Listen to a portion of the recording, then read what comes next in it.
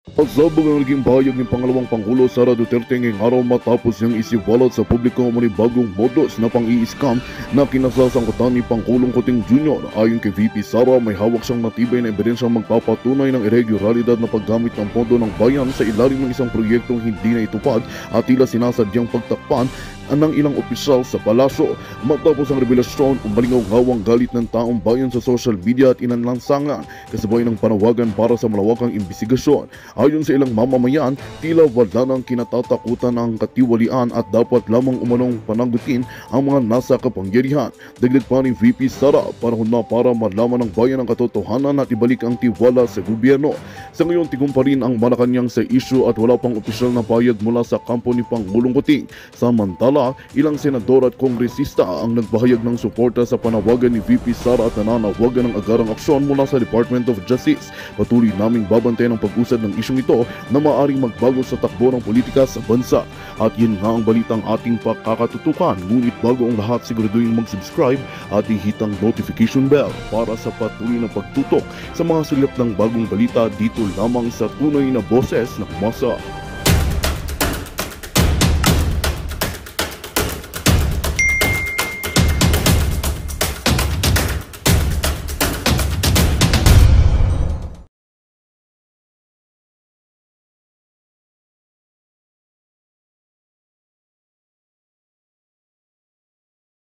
Sa mga Duterte. Kaya yung mga anti-Duterte yan na nagtataka na bakit kayang-kayang bayaran ng mga Duterte ang 16 na lawyer, alam nyo, hindi naman kasi katulad nyo ang mga Duterte na puro pera na lang ang pinapaikot sa mga buhay nyo.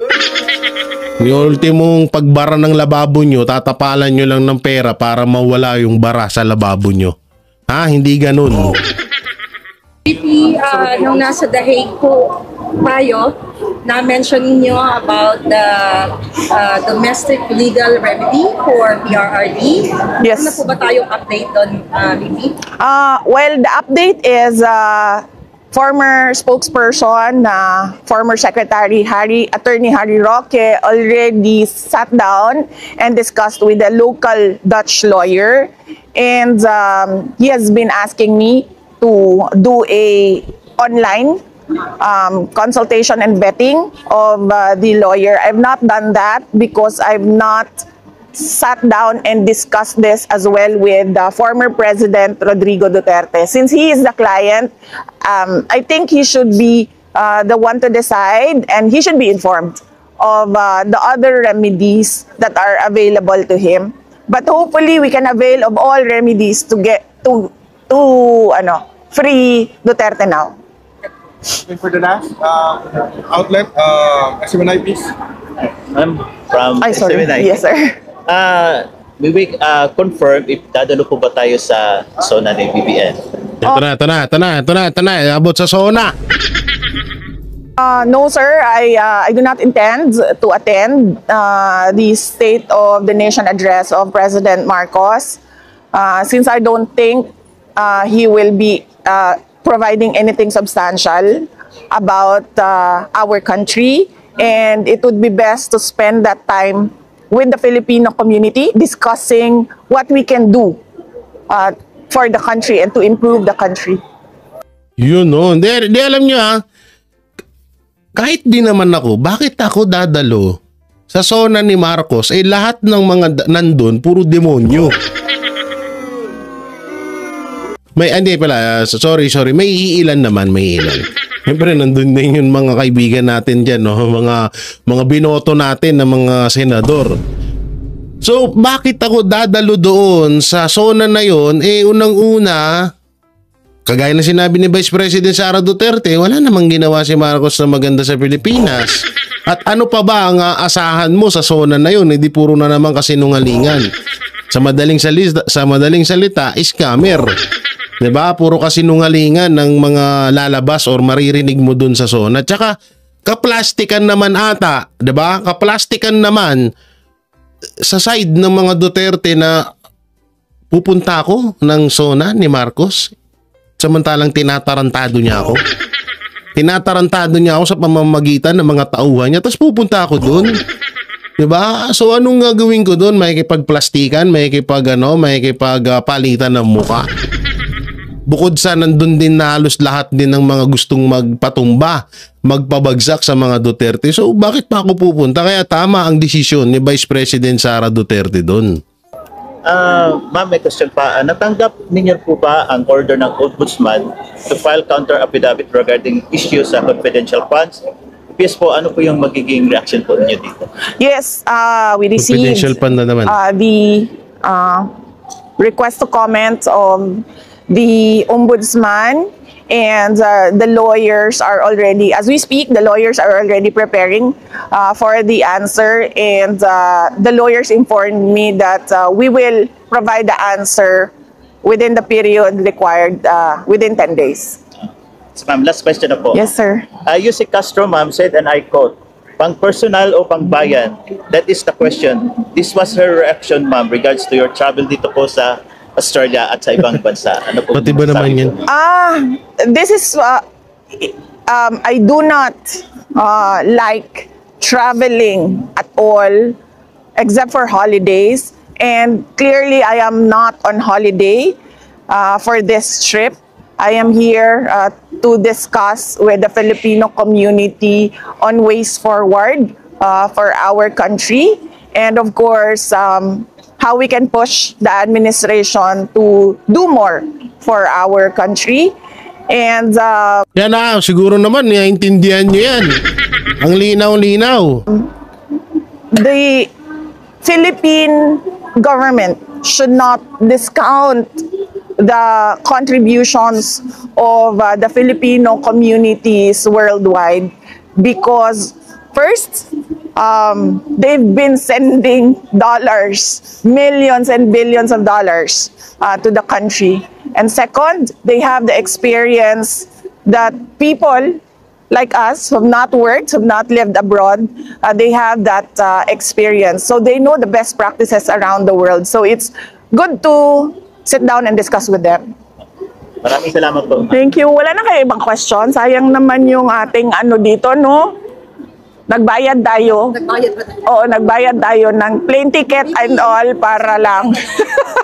We paid for plane ticket and all. So, ask questions. Yes. Naku sisitayin na naman ni Castro yan.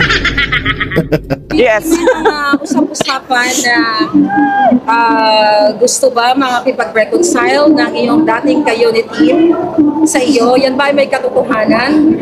No, ma'am, I've not received any requests for a sit down or any meeting with President Marcos. I have no ill feelings with him Ay, ito yung fake with news. regard to the political persecution that I am receiving from the administration, because that is part of the life of a politician. I have problems with his performance as president, and I have problems with the violations of our fundamental law, our constitution, particularly Kahit saan mong tignan ng anggulo si Vice President Sara Duterte, ang ganda. No? with the rendition of former President Duterte. That was really an affront to Philippine sovereignty. Recently po sinabi din niya na hindi daw siya makikialam sa inyong impeachment. So, alam naman natin Ito na naman bago tayo. siya ng statement. And now, there's this new statement. Ano naman ang maisasabi mo? Ito ba ay panibagong drama na naman? Kasi on and off, iba-iba yung statement ng ating presidente. Well, I am happy that you have observed that behavior of the president.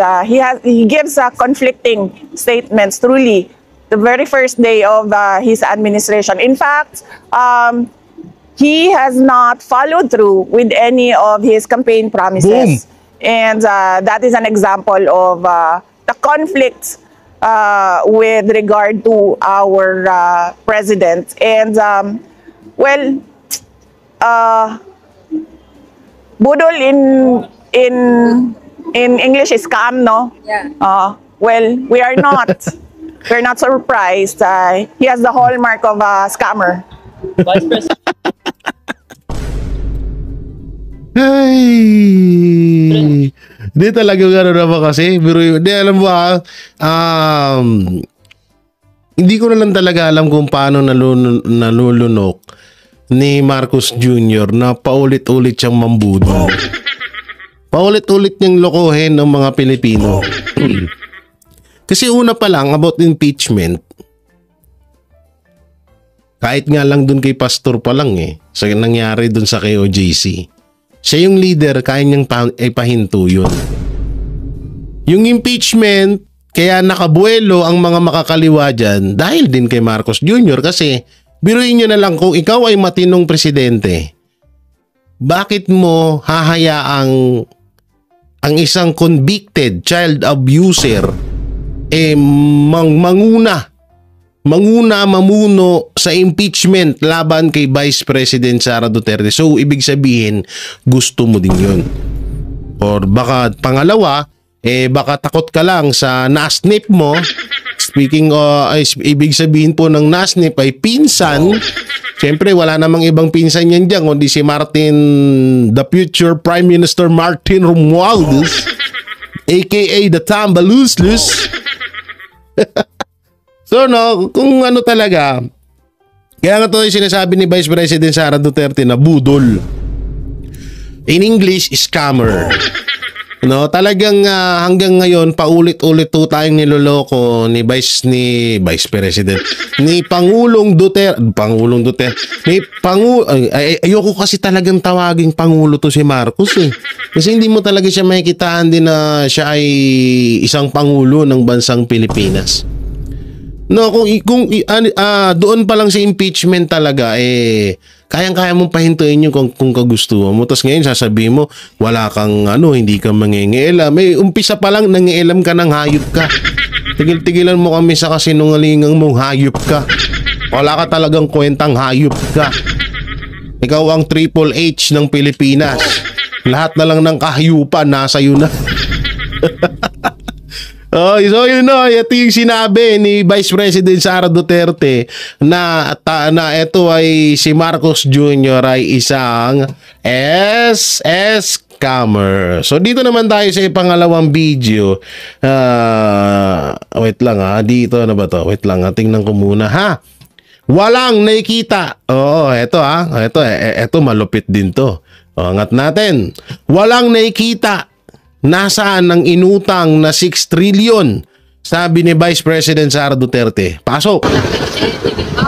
Utang ng Pilipinas. Magkano na po ang utang ng Pilipinas? 16 trillion. Yes. 16 trillion ongoing to 17 trillion. Laki na ng utang ng Pilipinas, no? Alam niyo, na-imagine ko, kasi may 3 years pa si Marcos Pagtapos ng termino ni Marcos, ito, maganda. Mga banateros, mga kabiyaya, i-comment nyo to comment nyo dyan. Hulaan natin, pagtapos ng termino ni Marcos Jr. bilang presidente ng Pilipinas, magkano kaya ang magiging utang ng Pilipinas? Letter A, 20 trillion. Letter B, 18 trillion. Or letter C, 25 trillion. Comment nyo lang po dyan sa baba. Kahit 19 trillion, 18 trillion, 17 trillion. Comment nyo dyan. Hulaan natin. Sana ginawang hulaan yung utang ng Pilipinas Di alam nyo yung 20 trillion, maaaring mangyari yan Kasi ngayon pa nga lang, di ba?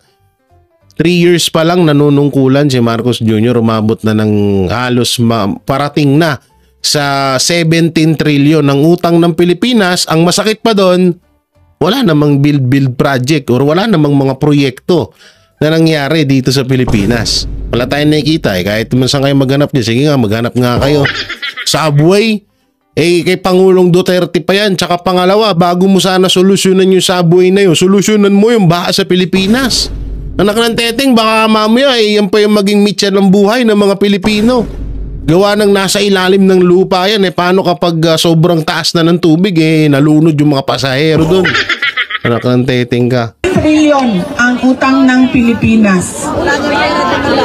Pero, at yan ay mamanahin ng mga future generation of Filipino. O yan ka ng future, ma'am. Dari lang sa takaron. Pero, bakit hindi natin nakikita? Mag-utang, ganito example ha. Mag-utang ako. Yan. Kasi gagawa ako ng railway system from Tawi-Tawi to Apari. Yun. Diba? Mag-utang ako ng ganyan. Understandable. Kasi hindi mo naman yan kukunin sa sariling budget. Diba? It has to be a foreign-funded project. Pero bakit 16 trillion ang utang natin? And wala din tayong nakikita. Tama. Kaya nga yun na, dyan nga na, dyan nga bumibingo etong administrasyong Marcos na yan. Kasi nga, biruin nyo, ang laki-laki na ng utang ng Pilipinas, ayan ako.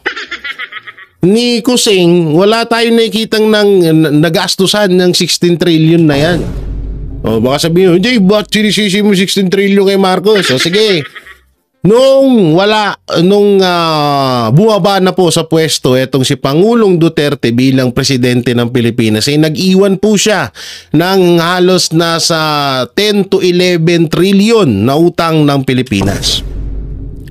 Bina natin partida ho, nagka-pandemya at hindi po lahat ng 11 trillion na yan ay sa administrasyong Duterte lang. So ano po yan hanggang kay Erap, kay Gloria, kay Ninoy, kay Ramos. Paalala lang po nasa 4.4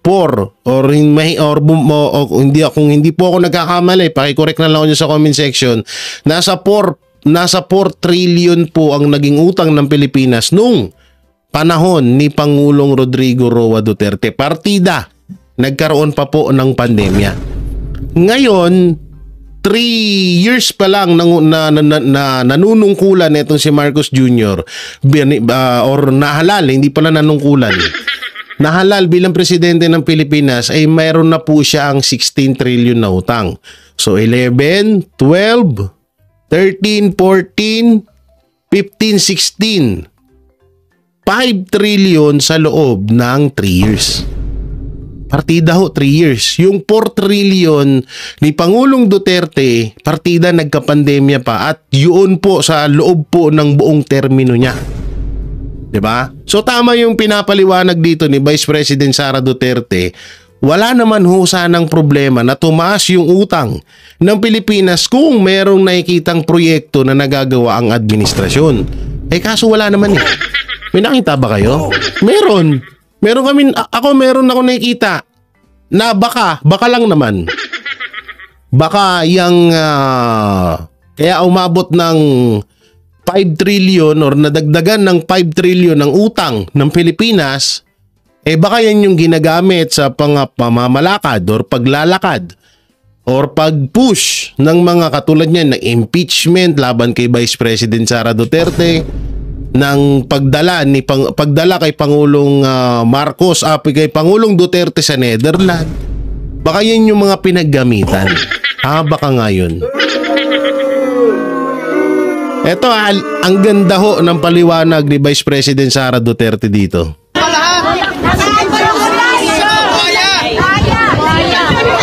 Nasaan ang inutang? Kasi dapat pag nag-utang ka, may nakikita. Tama. Alam nyo,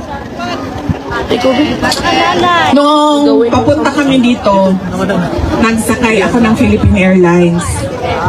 Tapos, sa Philippine Airlines, nag-advertise doon sa kanilang screen ang New Star Hotel. Tapos, doon sa ad nila, merong mga tourist spots ng Pilipinas. So, iba-ibang tourist spot. Pero sobrang nairita ako, hindi sa New Star Hotel, pero sa isang portion nung ad. Kasi, nakalagay doon, sa Tacloban daw,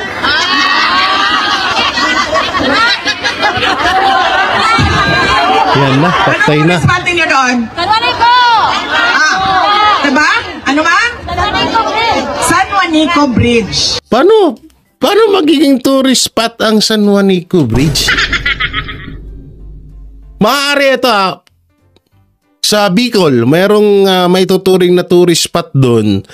Yung pinakamahabang, ano bang tawag doon, nakalimutan ko. Basta yun, sa Bicol yun, sa gilid ng dagat. No? Mahaba yung mahabang daanan yun, maraming nagtitinda, marami sa, yun, may tuturing mong tourist spot. Pero, San Juanico Bridge, may tuturing na tourist spot? Paano? Tourist spot daw ang San Juanico Bridge. Alam niyo ba gaano kahaba ang San Juanico Bridge? 2.6 kilometers. Nga 2.6 kilometers. Ang iksi lang nun. Sobrang irritated ako. Paano naging tourist spot ang 2.6 kilometers? Tama. Na bridge? Tama. Ang bridge sa China, papunta sa Shenzhen, papunta sa Macau, papunta sa Hong Kong. Gaano kahaba? Nasa 100 to 200 meters ata. O hindi ako nagkakamali. 264 kilometers. Ayan, meters tuloy. 260 kilometers yun. Pwede pa. Sobrang haba nun. Pwede mo pa talagang maging, yun talagang matatawag na tourist spot. Pero San Juanico Bridge, magiging tourist spot? Putang ina. Natutulog pa ba kayo? Yun ang tourist spot. Yun ang modernization. Yun ang infrastructure. Hindi ang 2.6 kilometers na San Juanico Bridge na ngayon, nagkakagulo pa paano ayusin. Diba? Hindi ko alam bakit hindi nakikita yon ng administration. Kasi nga ni kunwari nga ni yun ay kinukuha na ng pundo ng administrasyon kaya magiging tourist spot. Tapos yun ay lalaanan nila ng napakalaking pondo galing sa kaban ng bera ng bayan, at kapag nilaanan nila ng bilyong-bilyong pondo yun, ang kakatwiran nila ay ang San Juanico San Juanico Bridge, excuse me po, sorry, hindi ko po sadya yun, no? Yung San Juanico Bridge po ay dadahilan nila dyan kapag sinita ng taong bayan, ay sasabihin nila, hindi okay lang kasi tourist spot yan. Ginastosan ng malaki yan kasi tourist spot yan, malaki ang nakukuha ng pondo, malaki nakukuha ng gobyerno dyan. Malamang yun talaga ang mangyayari dyan. Hindi tourist spot ang 2.6 kilometers. Tama. Ang 264 kilometers, yan ang tourist spot.